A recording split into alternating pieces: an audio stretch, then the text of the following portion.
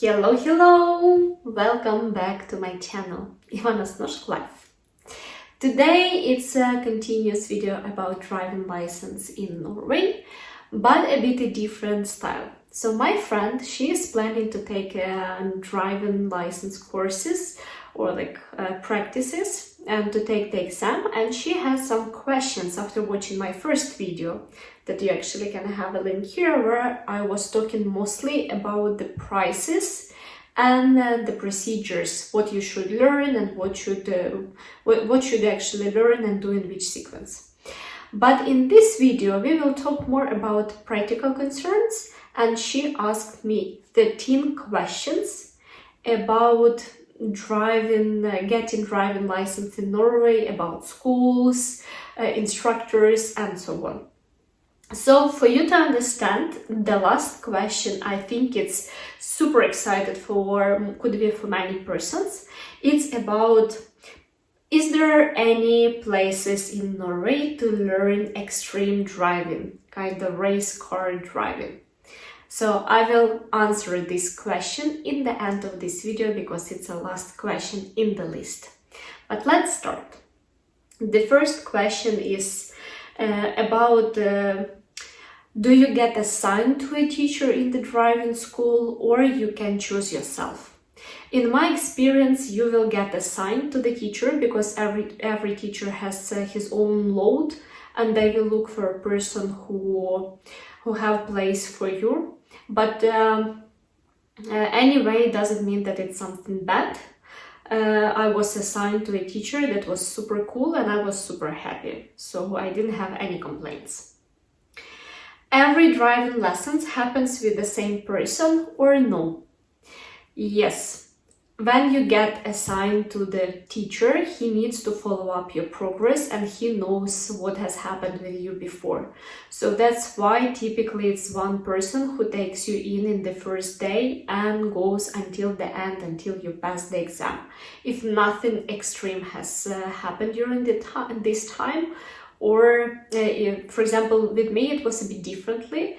I had two teachers, and it was because I started in January learning how to drive a car, and then I think somewhere in March my teacher, he was also teaching young people to drive the motorcycles, and he had huge groups there, and it wasn't that many persons at school who could do this. So that's why all his students, they were reassigned to another teacher that was also super cool.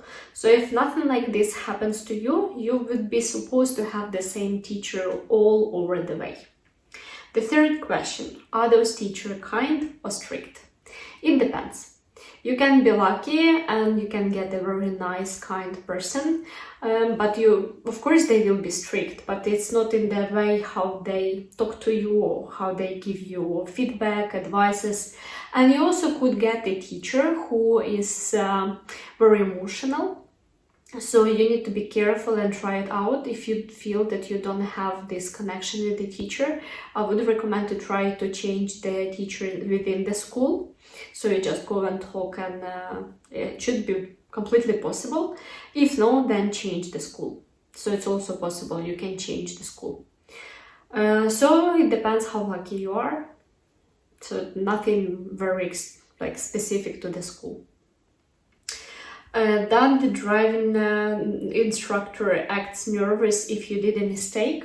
This is very related to the previous question about kind of strict, because yes, they are strict, but they can be kind, and some of them are strict and completely emotional. So for me, it's not acceptable.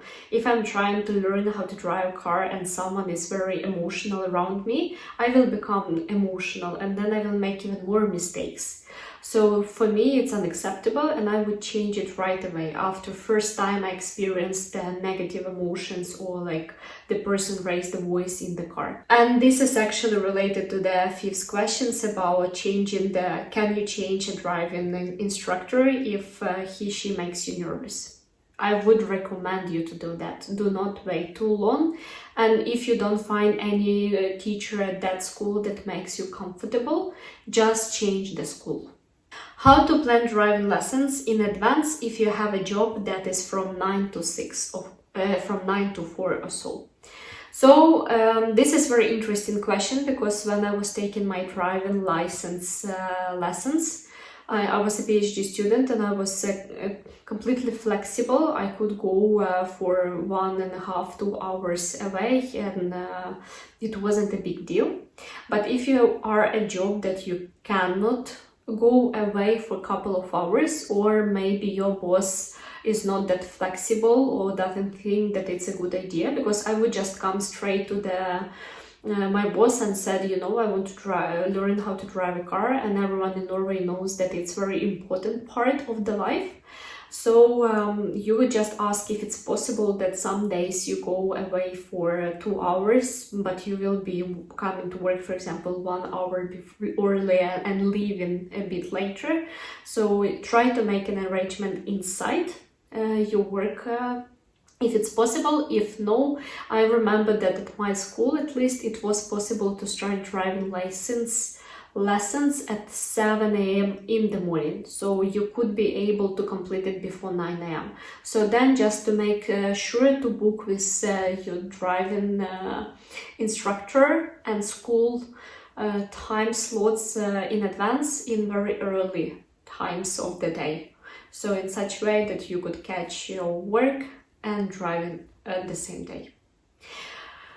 Also, I would recommend you that it costs a lot of money, and I wish someone gave me that idea when I was doing this.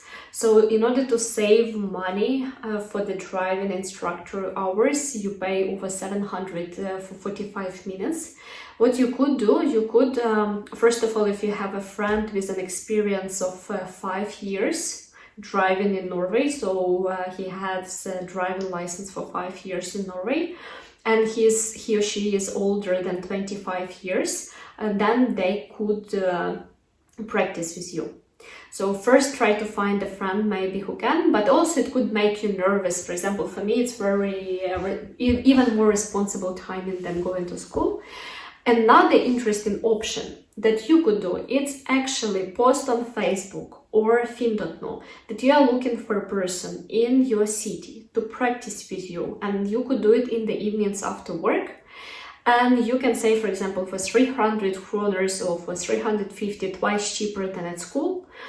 And that person needs to be with his own car, and so this is another option for you. I highly recommend it. It would save you a lot of money, and also it could give you flexibility in the timing. Another question is about do you think it is reasonable to put all the driving lessons in a bulk or spread it for an entire year? So first of all, for me, when I went for driving license, I didn't choose a manual mechanical stick. I went for automatic one because I knew that I will be driving a car that is automatic. It saved me a lot of time. And second of all, I went for a very dense driving lessons, like very dense packed. I tried to arrange it with the school. I said to them that I want to do it as often as they could arrange in their schedule. So we were sitting and booking for kind of 2-3 driving lessons in advance in such a way that I could book his schedule so he could find enough time for me. So for me it worked quite well. I started in January, and in June already I had a driving license in my hands. So half a year, I think that I saved a lot of money on that instead of just spreading out. But look at you and your also personal skills and feelings. Take it into account. We are different people and we have different needs. Remember about that. What is good for one person, it's not good for another one. What do you do if you didn't pass the exam and you want to retake it? First of all, if you didn't pass the exam, examinator will give you a feedback and reasons why you didn't pass, which mistakes have you made. Then you come back to your teacher at driving school or your instructor, and he's gonna ask you what has happened and why didn't you pass. So you will explain to him the reasons, and he will continue practicing with you. So he will arrange with you a couple of more meetings, driving lessons. So you will try to go through all that process, and he would try to prepare you even better. So this is typically, and then that person will decide, are you ready or not to go for the exam? And if the instructor thinks that you're ready, you would go again. So it's not your choice. It's a driving instructor from the school who decides when you're ready. Who is with you in the car on your driving exam? In your car, it is you and the examinator from Statensveivesenet, not from your school. The teacher, he prepares you, it's like warming up hour before exam. So at every school they have this warming up where you drive around and he reminds you what is important, what you should pay attention, what could be asked by the person who sits next to you. They also check if you are nervous, how calm you are. If you make mistakes, it's also not, there is different types of mistakes. I made 2 mistakes on my exam, but anyway, I got my driving license, and my instructor, he said to me that yes, I made those mistakes, but the reason why he is giving me license is the way how I acted after the mistakes were made. So I didn't panic, I didn't make any more mistakes afterwards. I fixed them in the right way that were not bad for the people around me. So it's kind of, don't think that if you make a mistake, it's already failing. Try just to go out of that mistakes in the best way possible. So my advice to you. Where do you drive on your driving exam? In my case, it was mainly in the city. It was driving in the city, so the examinator, he was saying, now you go straight, then you turn to the right, then you turn to the left, and all the time he was telling me kind of where to go. So you don't know, it's like on the way he all the time tells you what to do and where to go. So I don't know, it depends maybe on the cities, but in my city it was just driving around in the city. Is there any type of the footwear which is better to use when you learn to drive? In my personal experience, yes. You need to have shoes that makes comfortable for you to feel the pedal under the knees, and especially the force, like how much do you put the pressure on the pedal. Because in Norway it's very important on your driving in your driving skills to be very soft into starting the car, like started moving the car and stopping the car. So it's kind of the passengers in the car, they shouldn't feel like boom, something like that, and start and stop. So that's why, yeah, I liked sneakers. How much time it took for me to feel a car? Maybe I'm not a regular person. I think that I'm quite good in driving a car, and it was quite quickly. I got used to driving a car after a second time. So it took me about 3 hours to get a really good feeling of the car. But it also depends from the car, which car do you have, and your abilities. So there is no right answer. And we are coming to the last question about place to learn and extreme driving. So I tried to check in Norwegian website. I will share this website in the description.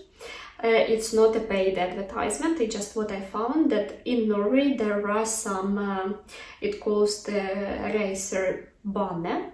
It's kind of road that is made for racing, so it's not everywhere. And you can get possibility. First of all, you have to know how to drive a car already when you go there, and second of all, it is only in 2 regions in Norway, it's Rogaland and Østfold. And first of all, you will get the theory, and then you will have from 2 to 4 driving rounds with the instructor. And then, like, they also will show you some practical things about the driving such cars, like racing cars, and then you could do it yourself.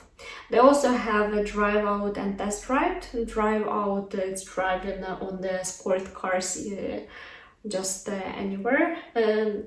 Not you driving, but the person, the instructor, he's driving you when you sit as a passenger. And test drive, it's when you can take them in the road for quick driving, like some beautiful racing car. But if you want to have a racing road, so this is race bane. and you can find the link in the description about that. So I hope you like this information, and I try to cover as much as possible, especially from my point of view and my practice. And if you have any questions, or maybe you want to share your own experiences, or you know some more information, maybe you experienced a bit different thing that I do, please share in the comments so people who are watching, they also could learn not only from me, but from different perspectives and different experiences of learning how to drive car in Norway.